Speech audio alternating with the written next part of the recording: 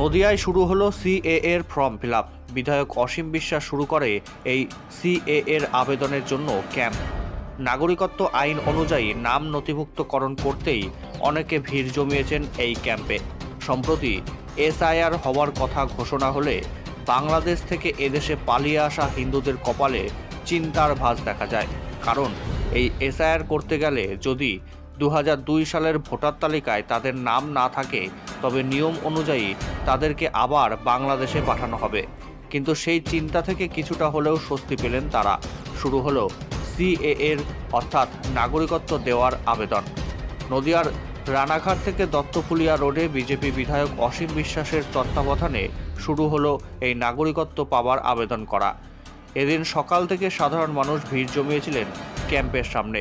সেখানে বিজেপি বিধায়ক অসীম বিশ্বাস জানান, এখানে বাংলাদেশ থেকে নির্যাতনের শিকার হয়ে পালিয়ে আসা হিন্দুদের মনে বাঁধন ছাড়া আনন্দ উচ্ছ্বাস জেগেছে। কারণ তারা এতদিন পরে ভারতবর্ষের পূর্ণ নাগরিকত্ব পাবেন। অন্যদিকে এই সিএএ এর আবেদন করতে আসা সাধারণ মানুষ জানায়, এতদিন আতঙ্কে ছিলাম কিন্তু এখন আনন্দ হচ্ছে।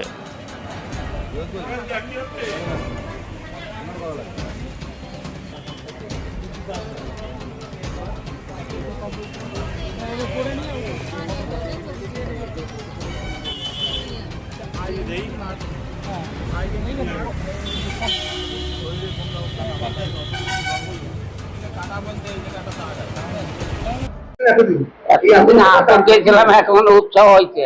আতঙ্ক দূরে যাই, এখন আনন্দের উৎসব হয়েছে। আপনি তো মতুয়া। হ্যাঁ, মতুয়া।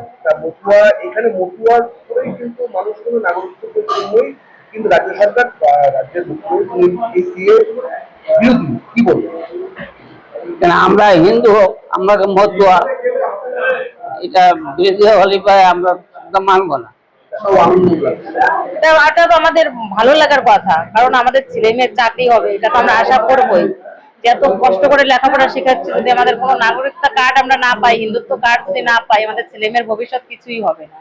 যেহেতু আমরা ওই দেশ থেকে এই দেশে এসেছি, এই দেশে থাকার জন্য, বাংলাদেশ থেকে এসেছি, তো এই দেশে এখানে বসবাস করার জন্য এসেছি। আমাদের ছেলে মেয়ে যাতে শান্তিতে সুস্থতে বসবাস করতে পারে, দীর্ঘজীবীভাবে তাদের ছেলে মেয়ে তাদের ভবিষ্যৎ উজ্জ্বল হয়, সেটার জন্য আমরা এখানে এসেছি। এটা আমাদের উৎসব আছে, এর জন্য আমরা এগিয়ে এসেছি। ভালো লাগছে আমাদের এটা করাতে, আমাদের সাহস বাড়ছে যাতে আমাদের ছেলে মেয়ের ভবিষ্যতে এটা ভালো হয়।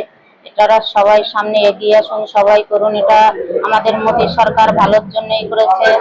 আমাদের সচেতন হওয়া উচিত, আমরা যেভাবে বাঁচতে পারি আমাদের এটা করা উচিত। সবাই সামনে এগিয়ে আসো যাতে আমাদের ভবিষ্যৎ বাণী, আমাদের সন্তানের ভবিষ্যতের বাণী ভালো হয়, এটাই বলছি।